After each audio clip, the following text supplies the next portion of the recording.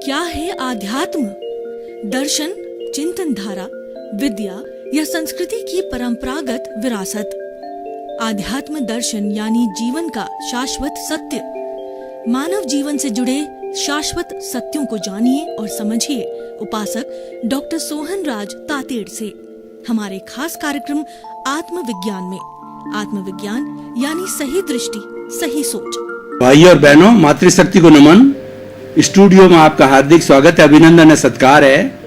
आत्मविज्ञान, science of the soul कार्यक्रम के अंतर्गत हम आपको सही दृष्टि, सही सोच, राइट विजन, राइट थिंकिंग के तहत जो आपकी नकारात्मक सोच है, जो आप गलत दिशा में सोच रहे हैं, जो आप गलत चिंतन कर रहे हैं, जो आपकी गलत भावधारा, उसमें हम करेक्शन देते हैं। ये हमारा आत्मविज्ञान कार्यक्रम दृष्टि विज्ञान का कार्यक्रम है।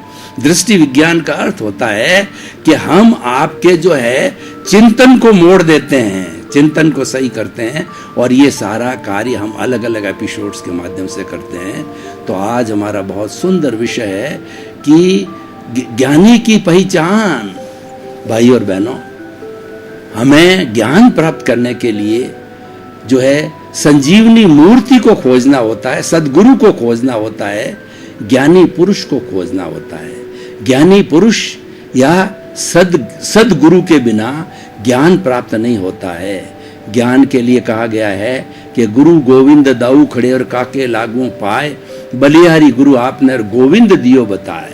कि हे मेरे गुरुदेव, आपने जो ईश्वर के दर्शन कराए, इसलिए प्रथम मैं आपके चरण स्पर्श करता हूँ, प्रथम आपको प्रणाम करता हूँ, फिर ईश्वर को प्रणाम करता हूँ। इसीलिए गुरु बिना ज्ञान नहीं होता है। हमें ज्ञान की प्राप्ति के लिए गुरु को ढूंढना बहुत ज़रूरी होता है, क्योंकि ज्ञान ही आत्मा है, आत्मा ही ज्ञान है। जो आत्मा की मुक्ति होती है, आत्मा को जो ब्लिस मिलता है, आत्मा जो है सिद्ध बुद्ध मुक्त बनती है, वह शुद्ध ज्ञान के द्वारा ही बनती है। क्योंकि जो हमारा आत्मा का अस्तित्व है वह अनंत ज्ञान वाला है, वह अनंत दर्शन वाला है, वह अनंत शक्ति वाला है और अनंत सुख का धाम है। इसकी ये मुख्य 4 कैरेक्टरिस्टिक है, प्रॉपर्टीज है, इसके 4 लक्षण हैं। और तो बहुत से हो सकते हैं, लेकिन मुख्य रूप से ये है। तो इनकी प्राप्ति करने के लिए हमें ज्ञान लेना होता है। भगवान श्री कृष्ण ने गीता में भी जो 18 अध्याय जो बताए, ये पूरी गीता है युद्ध के मैदान के अंदर लिखी गई थी। और प्रतिदिन भगवान कृष्ण ने अर्जुन को जो जो उपदेश दिए थे कि तू तो स्वयं आत्मा है, तू करता नहीं है। ये जो युद्ध थोपा गया है, ये तुम्हारे पर थोपा गया है। तुमने युद्ध के लिए कोई भी निमंत्रण नहीं दिया है या युद्ध को नहीं ललकारा है। तो इसलिए क्षत्रिय की जो है ये सबसे बड़ा दायित्व होता है कि युद्ध के मैदान में वो कभी भी पीठ नहीं दिखावे। इसीलिए जो है युद्ध करना तुम्हारा कर्तव्य, और वो भी निष्काम कर्म से करो।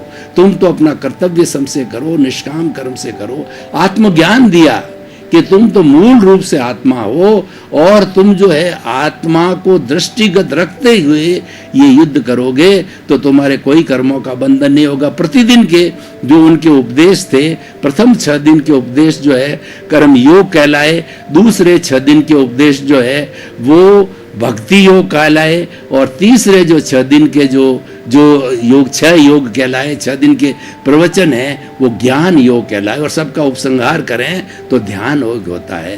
तो भगवान कृष्ण ने सबसे बताया सबसे उत्तम है वो ज्ञान योग है। सब अपनी अपनी जगह अच्छे हैं, लेकिन सर्वोत्तम है वो ज्ञान योग है। क्योंकि ज्ञान के माध्यम से ही हम सेल्फ रियलाइजेशन करते हैं, इंट्रोस्पेक्शन करते हैं, आत्मनिरीक्षण करते हैं और आत्म परीक्षण करते हैं, स्वयं की पहचान करते हैं, मैं कौन हूँ इसकी पहचान करते हैं। जब तक हमारे पास में सद ज्ञान नहीं हो तो हम कैसे पहचान करेंगे। अब प्रश्न ये है कि अज्ञान है वह हमारे शरीर को भटकाता है, अज्ञान है वो हमको जन्म जन्मांतर के अंदर भटकाता है। उस अज्ञान को जीतने के लिए ज्ञान की आवश्यकता होती है, और ज्ञान को प्राप्त करने के लिए गुरु की आवश्यकता होती है, ज्ञानी की आवश्यकता होती है। तो प्रश्न ये है कि अगर हमने ज्ञानी की जो है पहचान करना चालू किया तो उसके क्या लक्षण होने चाहिए। इसलिए ज्ञानी की पहचान आज हमारा मूल विषय है कि हम कैसे पहचान करें। हम ज्ञानी की पहचान जैसे स्वामी विवेकानंद ने अपने गुरु स्वामी रामकृष्ण परमहंस की जो है पहचान की, वैसे करना चाहिए। स्वामी विवेकानंद, बचपन का नाम उनका नरेंद्र नाथ था और वो 10-12 भाई बहन थे और उनके घर में भोजन का बहुत अभाव था। तो अभाव होने के कारण वो बड़े कष्ट के अंदर थे, लेकिन वो पिछले जन्म से ऐसा पुण्योदय करके लाए थे कि इस जन्म में उनकी अध्यात्म की लौ, ज्ञान की लौ भीतर जलती रहती थी। तो बचपन से उन्होंने निश्चय किया कि मुझे ऐसे ज्ञानी गुरु की पहचान करनी चाहिए कि जिसकी सनिधि में रहकर, जिसके आशीर्वाद से जो है मेरा जो ये अध्यात्म का दीप जल रहा है, इसको मैं और प्रज्वलित करूं और जगत कल्याण का काम करूं। तो उन्होंने ढूंढना चालू किया, उन्होंने अपने हिसाब से पैरामीटर्स बनाए, लेकिन जो है उनको वैसा कोई गुरु मिला नहीं। लेकिन जब जो है वो ये अपने कन्याकुमारी के किनारे जो स्वामी रामकृष्ण परमहंस का मठ था, उस मठ के अंदर स्वामी रामकृष्ण परमहंस विराज रहे, तो प्रथम दृष्टवा पहली बार देखते ही जो है स्वामी विवेकानंद को गुरु मिल गए और रामकृष्ण परमहंस को जो उनको शिष्य मिल गया। उन्होंने ज्ञानी की पहचान कर ली। तो हम आपको बताना चाहते हैं ज्ञानी में ऐसे कौन कौन से गुण होने चाहिए जिससे कि वो हमको ज्ञान दे सके। सबसे पहला गुण तो ये होना चाहिए कि ज्ञानी जो है वो राग द्वेष मुक्त होना चाहिए, क्योंकि राग द्वेष के मुक्त हुए बिना ज्ञान भीतर जो है एंट्री नहीं ले सकता है, ज्ञान टिक नहीं सकता है और वो ज्ञान उपयोगी नहीं है। आखिर ज्ञान का मूल फंक्शन यही है कि जो हमारा राग द्वेष है, हमारी कॉजल बॉडी है, जन्म जन्मांतर से जो हम इस कॉजल बॉडी और इस जो है हम कार्बन शरीर को और लिंग शरीर को ले लेकर के घूम रहे हैं, इसको शून्य करना ही हमारे जीवन का, इस जीवन का या आने वाले जीवन का पूर्ण लक्ष्य है। और ये शून्य कब होता है कि राग द्वेष विजेता ही शून्य होता है। भगवान महावीर को राग द्वेष विजेता कहा। उन्होंने जो है संपूर्ण राग द्वेष को जीत करके वो क्षीण मोह हो गए। 12वें गुणस्थान के अंदर क्षीण मोह होते ही वो वीतरागी बन गए और वीतरागी और केवल ज्ञानी के बीच में केवल एक अंतर मुहूर्त का समय रहता है। अंतर मुहूर्त उसे कहते हैं कि मिनिमम होता है एक समय, यानी हम पलक झपकते हैं तो कई समय निकल जाते हैं, इसीलिए वो नेग्लिजिबल टाइम होता है। और मैक्सिमम जो होता है वो 48 मिनट्स का होता है। इस अवधि के अंदर जो है वीतरागी को केवल ज्ञान हो जाता है, यानी वह तुरंत जो है केवल ज्ञानी बन जाता है। ये जो है वो दार्शनिक विमर्श है और ये दार्शनिक नियम है, ये गुण स्थानों का नियम है। तो भगवान महावीर ने जब 12वां गुण स्थान जो है प्राप्त किया वीतराग का, वो तुरंत जो है वो केवल ज्ञानी बन गए।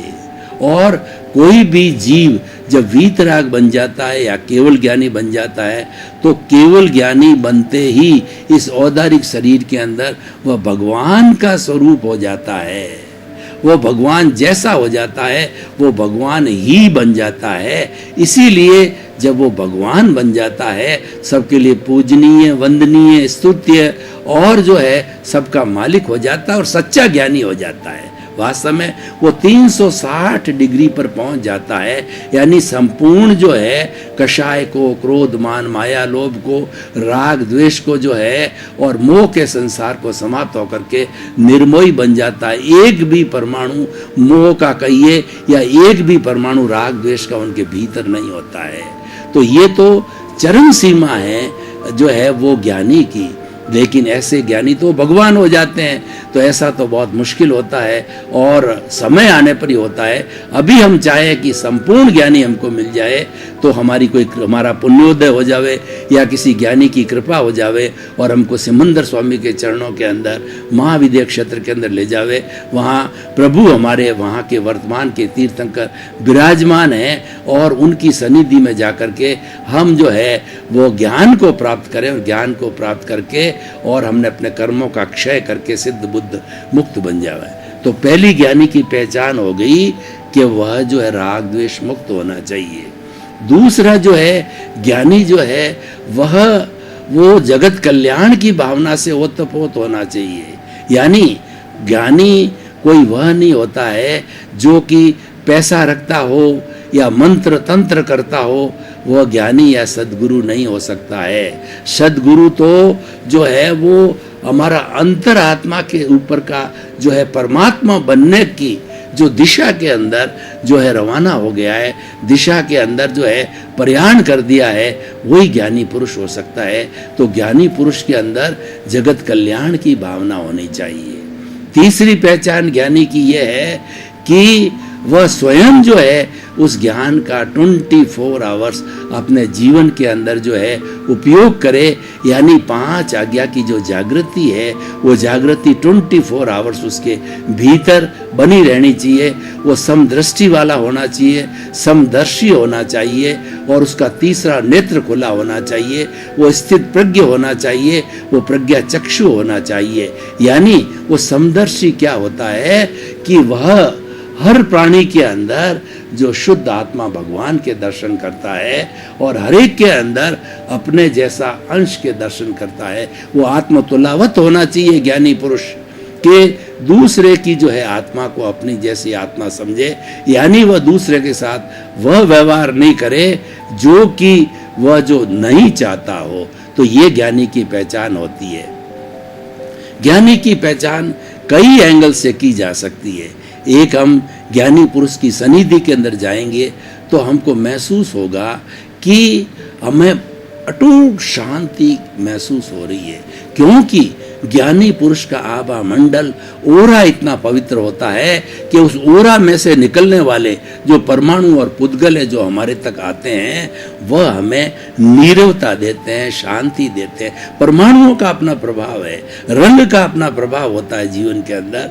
तो जिस स्थान पर ज्ञानी पुरुष विराजते हैं वहाँ पर जो है संपूर्ण वो स्थान है वह शांतिमय, वीतरागमय और अहिंसामय हो जाता है। भगवान जो कि संपूर्ण ज्ञानी थे, 360 डिग्री के ज्ञानी थे, तो उनके ज्ञान को देखिए, उनके आभा मंडल को देखिए, उनके समोषण को देखिए कि उनके समोषण के अंदर जो है वो विरोधी प्रकृति वाले हिंसक अहिंसक दोनों प्राणी एक साथ उनके प्रवचन सुनते थे।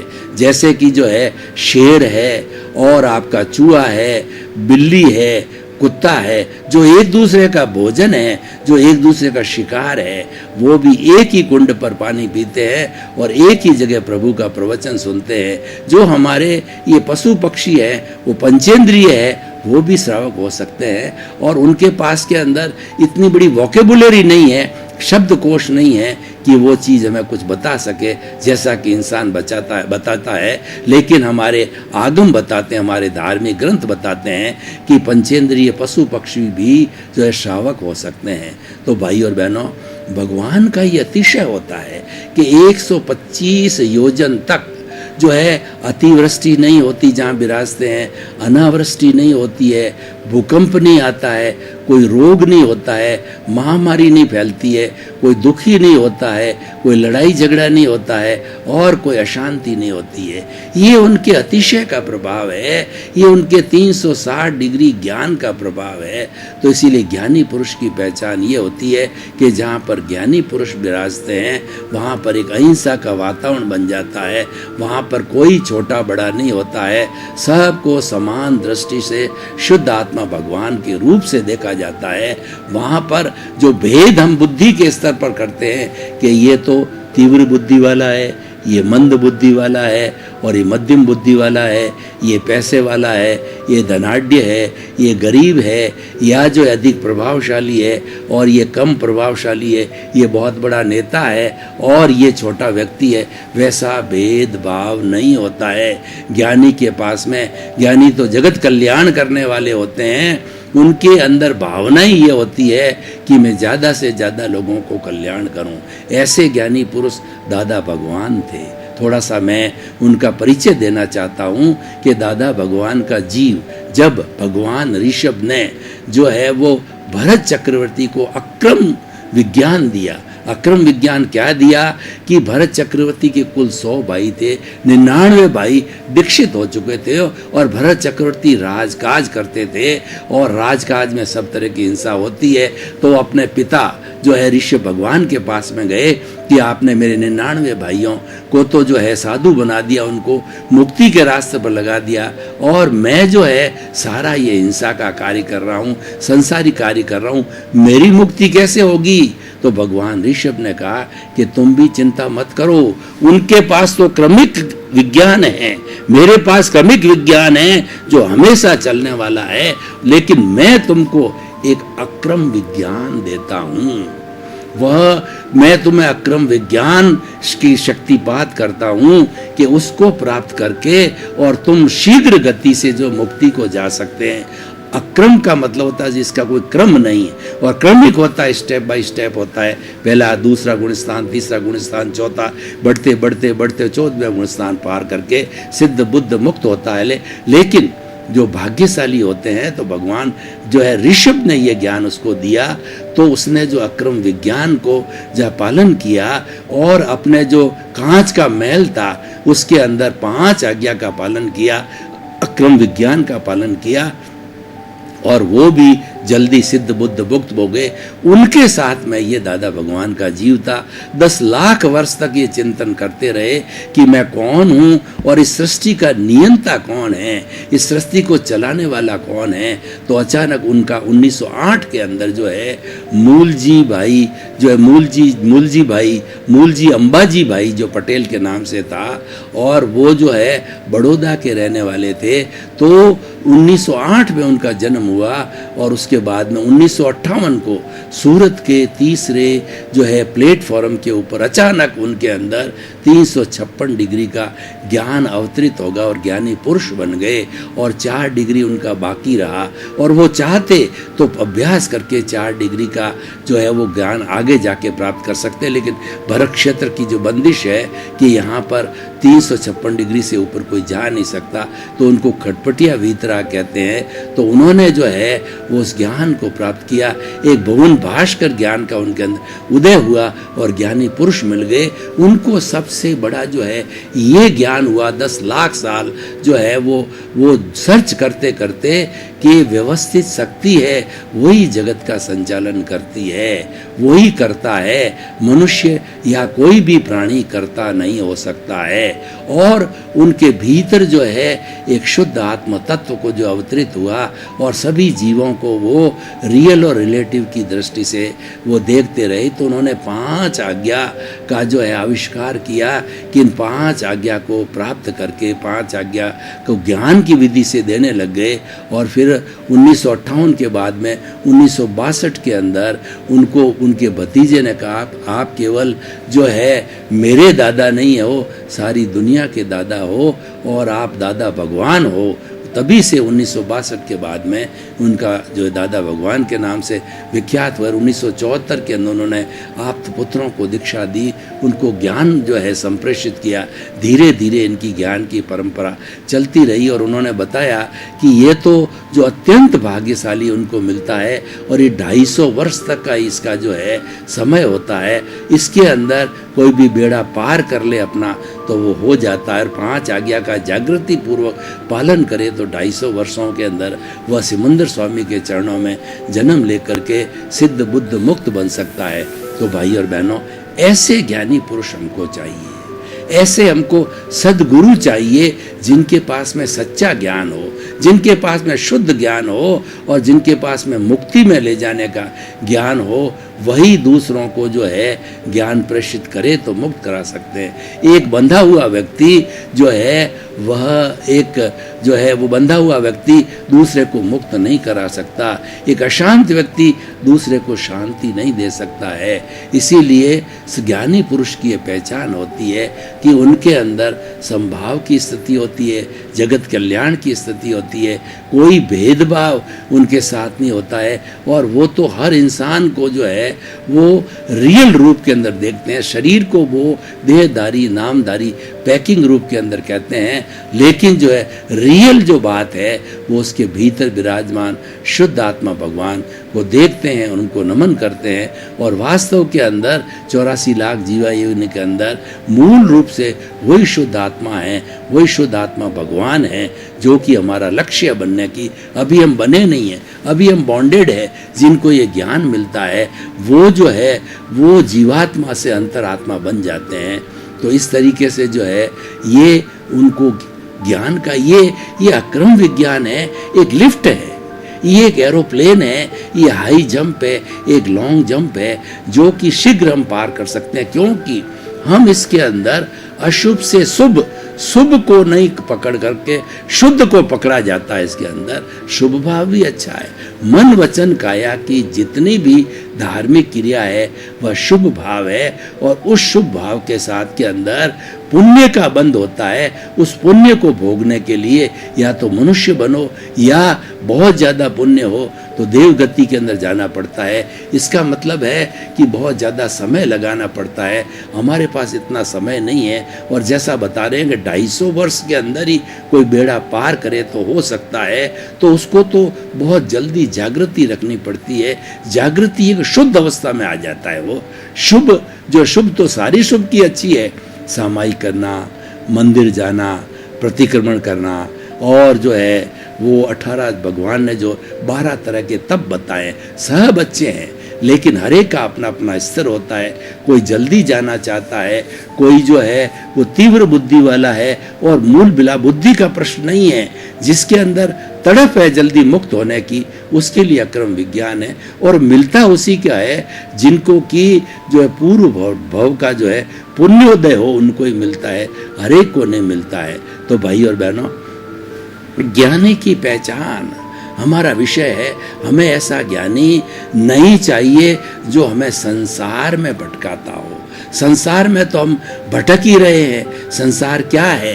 संसार मैं, मेरा है, मेरा घर, मेरा परिवार, मेरा धन, मेरी दौलत, और जो है मेरा पद, मेरी प्रतिष्ठा, मेरे रुपए, मेरी ज्वेलरी, और मेरा जो है बैंक बैलेंस, और मैं जो किसी का पुत्र हूँ, किसी का जो है पिता हूँ, और किसी की पत्नी हो, कोई मेरा भाई है, कोई मेरे बेटे हैं, कोई बहुएं हैं। इस तरीके से मैं और मेरा जो ये बाह्य जगत का सुख है, इंद्रिय जगत का सुख है, उसके अंदर या क्रियाकांड के अंदर लगाने वाला उस भगवान के, वही उसी भगवान से मुक्ति हो सकती है।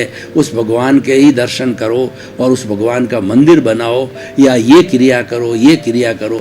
जितने भी क्रियाकांड है वो मन वचन काया से जुड़े हुए हैं, और अवस्था मात्र कुदरती रचना है जिसका कोई बाप भी रचने वाला नहीं है। और मन वचन काया से जुड़ी हुई हर अवस्था है वो परिणाम है, वो हमारा पुरुषार्थ नहीं है। उससे पुण्योदय होता है, और वो परिणाम तो जो है हम जो है वो हमारा हिसाब है, वो तो हमें चुकता करना है। भाई और बहनों, आपका बहुत बहुत धन्यवाद। आप आत्मविज्ञान कार्यक्रम बराबर देखते रहिए। आत्मविज्ञान कार्यक्रम आपको एक अच्छा इंसान बनाने का कार्यक्रम है, क्योंकि ये दृष्टि विज्ञान में, विज्ञान इसमें दृष्टि का परिवर्तन किया जाता है। जैसी जैसी जैसी दृष्टि वैसी सृष्टि जो है वो हमारा मुख्य उद्देश्य है। इसी क्रम में आपका जीवन आनंदमय हो, मंगलमय हो। आपके प्रति बहुत बहुत शुभ। क्या है आध्यात्म? दर्शन, चिंतन धारा, विद्या या संस्कृति की परंपरागत विरासत। आध्यात्म दर्शन यानी जीवन का शाश्वत सत्य। मानव जीवन से जुड़े शाश्वत सत्यों को जानिए और समझिए उपासक डॉक्टर सोहन राज तातेड़ से हमारे खास कार्यक्रम आत्मविज्ञान में। आत्मविज्ञान यानी सही दृष्टि, सही सोच।